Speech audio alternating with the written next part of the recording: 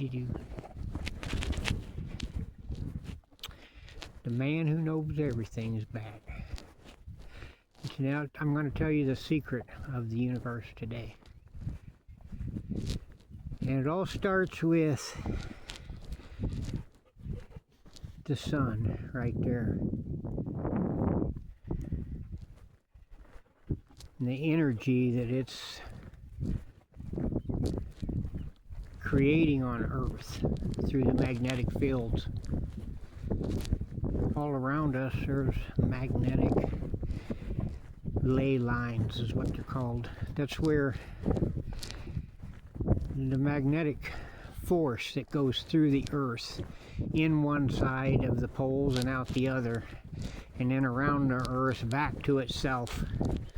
And it does that. There's like, I have no idea how many ley lines there are, but there are thousands, maybe millions, I don't know. But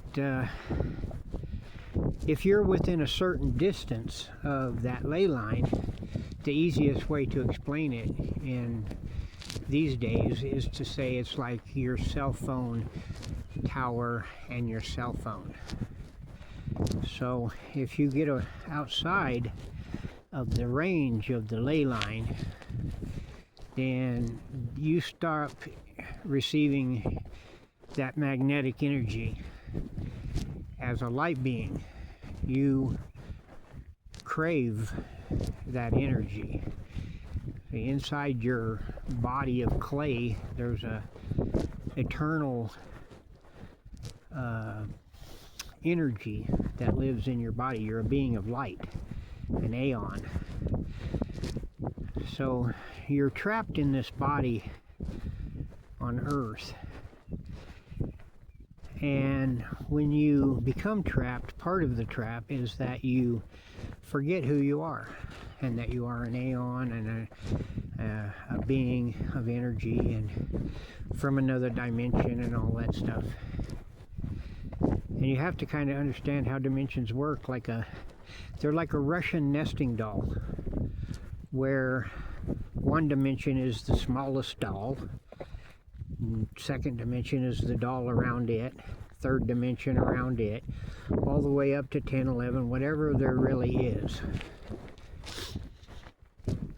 And so when you're standing on Earth, when I'm standing on Earth right here, there could be other things going on around me in other dimensions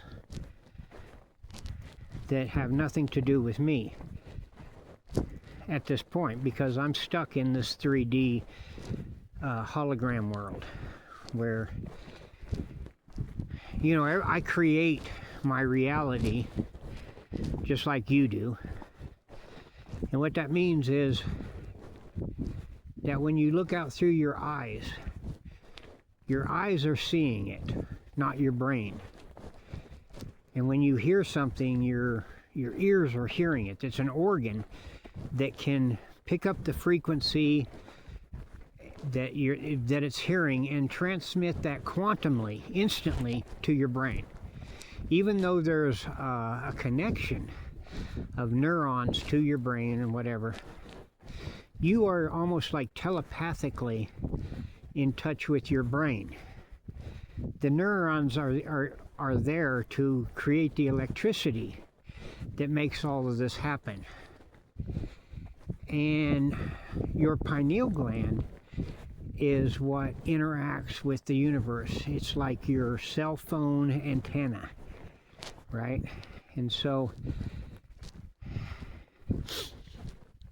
if you do not have a very clean, active pineal gland, then you will have like a weak signal on your cell phone.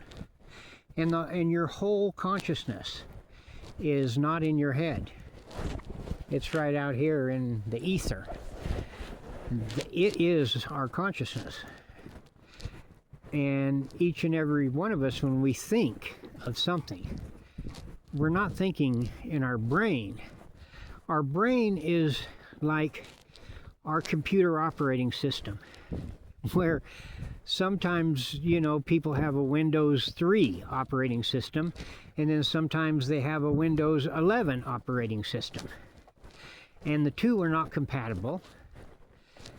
And there's a lot of things in Windows that you wouldn't be able to do. I mean, in Windows 11 that you couldn't do in Windows 3, and vice versa. So basically what it is your brain and the amount of information that you have and that you can store and that you've studied and you can understand, it goes through you into the ether, where you can draw on that information because you know it, you understand it. Where if you understood more, you could draw more information. You see? So the thing is that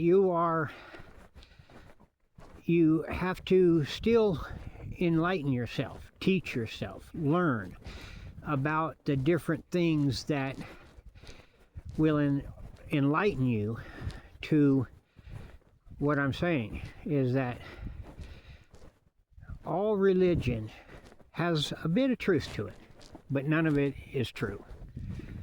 There is no true religion because we truly do not exist for all of that, I won't go into how we were created and who created us and all that, because that really doesn't matter, because we were created from things, right? Just biologically and spiritually combined to create a different kind of a species from the species that was here.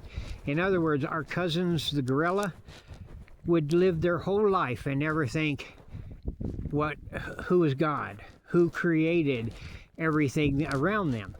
They would just be grateful that it was there. They would know it was there, and they would know what to do with it. See, that's the difference between being a wild animal and being humanity. Because we do know we have free will.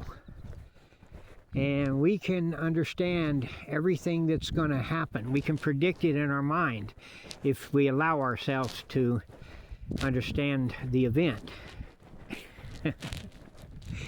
And so each event, as it occurs, it creates an alternate universe. If there's a big paradox, if there really is little that can happen except for this or that, one thing or the other, if there's 100 things that could happen if you make this decision, and 100 things that could happen if you make that decision, in reality, in the whole matrix, all of those scenarios were played out, every single one. And even though you're just one in that timeline, all of those other timelines had different things go on in there, go on in them, that it's like in this particular timeline, Fruit of the Loom underwear do not have the cornucopia. I grew up and I remember the fruit spilling out of the cornucopia. Well, you can search that in this timeline, in this dimension or universe, whatever it is not what happened. It's called the Mandela effect, the butterfly effect, whatever. Anyway, that's a whole other can of worms. But it has to do with everything, because the world is just basically a hologram of atoms. At a molecular level, there's nothing there, because every electron, photon, molecule, atom is doing its own thing out here to become this weed and the dirt and the air and the light. It's all doing its scientific process to be what it's supposed to be, right? But in reality, it's like if the master of the game just came in and he unplugged your computer, boom, from the wall, from the internet, everything, and just went black, it would all be over. So we are a compilation of this code that is keeping our electrical force, our being, trapped in this physical 3D holographic world. And the system that runs all of that is the system that runs the world. So if you go to work to buy a car, to buy a house, to live that life, to live that dream or whatever, then you live within the system, and the system controls you. And you live in its survival mode, where it keeps you broke and always, you know, on the edge of becoming an outlaw or something. So that's what it's all about. Can you live your life on Earth and live it in a positive aspect, where everything that happens to you, you have to adjust your perspective to understand why it's happening. Both perspectives. Why is this happening? Why is this guy doing this to this guy? You know, you got to ask yourself that question. And to each one of those individuals, the guy who's getting mugged and the muggee, the mugger, right? They have a different perspective on their life. You know, the mugger's thinking, you know, if I don't do this, I'm not going to eat. The guy who's getting mugged is thinking, why me? How come this guy's picking on me? Whatever it is. That created an event in time and space that it played out in 100 different ways. Even though you weren't involved in any of that, that you don't remember any of that, because you are delegated to this timeline, to this body in this timeline. And you would have to know a lot of tricks to come out of it and go into other timelines. But you can. By changing the frequency of your positivity or negativity, you can go into worse timelines or better timelines. Where in this timeline, you also all of a sudden become rich and start having more opportunities and stuff like that come to you, because you're living in a positive frequency that won't allow bad things to happen to you as often. It always can, because it's always, you know, it's the opposite is always looking for itself in every situation and every event. It's like a code that's in the matrix. That's what it is. It's a code that's in the matrix. It looks for itself at every opportunity, which is every event in your life. And that goes on with every single person on this planet. So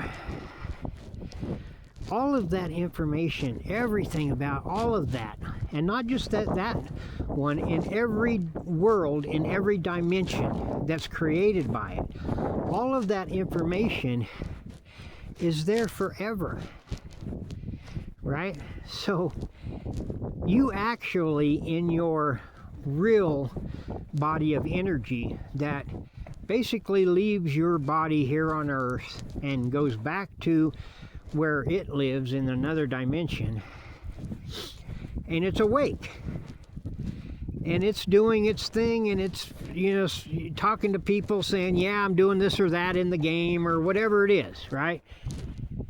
It's living its life while you're asleep, and it does it in seconds. You know, it lives months, years. It comes back when it wants to. But that's because it lives in a dimension where there is no linear time. So to us, we just go to sleep, we have a dream, we wake up, and in that time, you have really lived all kinds of doing different things in another dimension that you do not remember. Anyway, that's enough for today because I don't want to scare you.